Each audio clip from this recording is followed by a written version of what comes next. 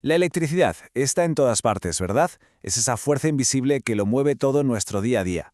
Pero claro, que sea invisible también la hace peligrosa. Y de eso vamos a hablar hoy, de entender ese riesgo para saber a qué nos enfrentamos y sobre todo para respetarlo.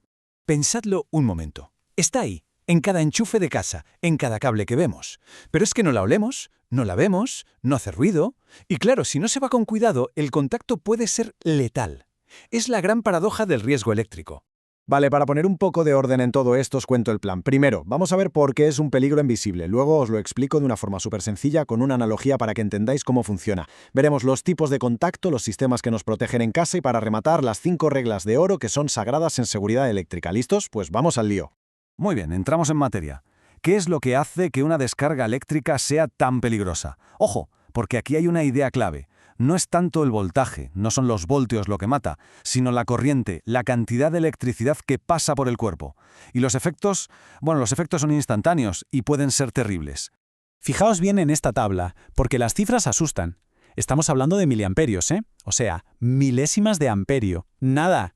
Con apenas 10 miliamperios, los músculos se quedan agarrotados. No puedes soltar lo que estás tocando. A eso se le llama tetanización. Pero es que si subimos un poquito a unos 60 o 75 miliamperios y esa corriente pasa por el corazón, se produce una fibrilación ventricular. Y eso, para que nos entendamos, es un paro cardíaco. Es una cantidad de corriente ridículamente pequeña, pero con unas consecuencias fatales. Claro, para evitar todo esto, lo primero es entender un poco de qué va la electricidad. Y como no podemos verla, lo mejor es usar una analogía. Una comparación muy simple que todo el mundo va a pillar al instante. Vamos a imaginarnos la electricidad como si fuera agua. Sí, agua en un depósito con sus tuberías. Vais a ver qué fácil se entiende así. Vale, con esta idea del agua en mente, veamos los 3 conceptos básicos. Primero, el voltaje. Imaginaos que es la altura del agua en el depósito. A más altura, más presión, ¿verdad? Pues el voltaje es eso, la presión o la fuerza que empuja a la electricidad. En Argentina, por ejemplo, el estándar es de 220 voltios. Luego está la corriente. Si el voltaje es la presión, la corriente es el caudal de agua, la cantidad que pasa por la tubería. Se mide en amperios, y como hemos visto antes, es la que de verdad es peligrosa. Y por último, la resistencia. ¿Qué sería en nuestra analogía? Pues el grosor de la tubería. Una tubería finita deja pasar menos agua o pone más resistencia, pues en electricidad es igual, es la oposición a que pase la corriente. Y nuestro cuerpo, por cierto, tiene su propia resistencia. Bueno, y ahora que tenemos claros estos conceptos, vamos a ver cómo se aplican en la vida real, en los accidentes. Porque básicamente hay 2 formas principales de llevarse un calambrazo. Por un lado está el contacto directo. Esto es, digamos, lo más obvio. Tocar algo que se supone que tiene tensión.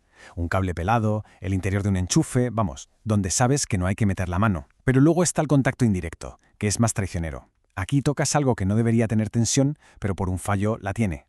El típico caso es la carcasa metálica de un electrodoméstico que se ha estropeado por dentro. Y esta imagen lo explica perfecto. A la izquierda el contacto directo. Alguien toca un cable que está vivo. No hay más. A la derecha el indirecto. El aparato tiene un fallo interno y la carcasa metálica se queda con tensión. Al tocarla, ¡zasca! La causa es distinta, pero el resultado es el mismo. La persona cierra el circuito y la corriente le atraviesa el cuerpo para irse a tierra. Ahora bien, no todas las descargas son iguales. Que sea más o menos grave depende de varias cosas. De la intensidad de la corriente, por supuesto, de cuánto tiempo se esté en contacto, del voltaje que haya y también de la resistencia del cuerpo.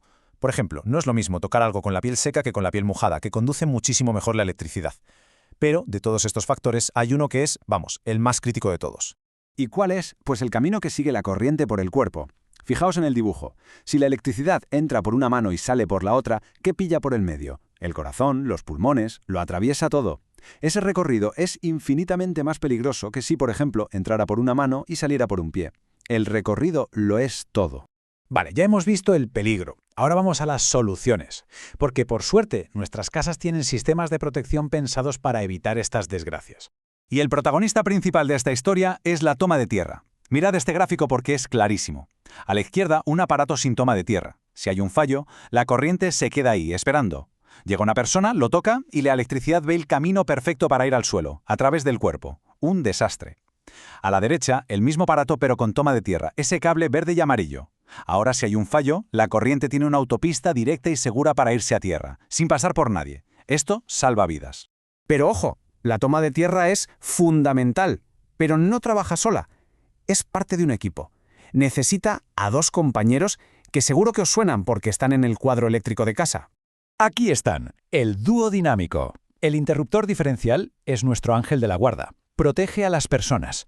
Lo que hace es medir la corriente que entra y la que sale del circuito. Si nota que falta algo, aunque sea una pizca, esa pizca que se está yendo a través de una persona, ¡pum!, corta la luz en un abrir y cerrar de ojos. El termomagnético, en cambio, protege los aparatos y la instalación. Salta si enchufamos demasiadas cosas, o sea, por sobrecarga, o si hay un cortocircuito.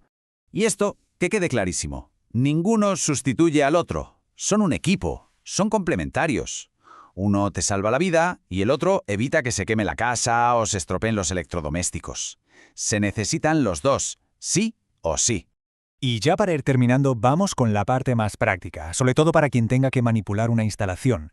Hay un procedimiento, un protocolo sagrado que se conoce como Las 5 reglas de oro. Primero, cortar la tensión. Parece obvio, pero es el primer paso. Segundo, bloquear. Poner un candado para que nadie pueda rearmar el interruptor por accidente. Tercero, y esto es clave, verificar que no hay tensión, con un aparato medidor, nunca fiándose. Cuarto, poner a tierra y en cortocircuito. Es una seguridad extra, por si acaso. Y quinto, señalizar la zona de trabajo. Si se siguen estos 5 pasos en este orden, te aseguras de que el entorno es totalmente seguro. Y un apunte rápido, pero muy interesante, el concepto de tensión de seguridad. Por debajo de 24 voltios, sobre todo si hay humedad, se considera que el riesgo de una descarga grave es casi nulo. Por eso muchas herramientas o sistemas de control funcionan con este voltaje tan bajo. Al final, si nos tenemos que quedar con una idea, es esta. Hay que tenerle respeto a la electricidad. No miedo, respeto. Entender cómo funciona, cuáles son sus riesgos y, sobre todo, confiar en los sistemas de protección que están diseñados precisamente para que no pase nada. Y mantenerlos, claro. Y esto nos lleva a la pregunta final, una reflexión importante. En casa, seguramente, tenemos estas protecciones. Pero, ¿están funcionando bien? Un diferencial que lleva años sin probarse, una toma de tierra que no es del todo correcta, son bombas de relojería silenciosas. Así que la pregunta es esa. ¿Estamos seguros de que nuestro sistema de protección está al 100%?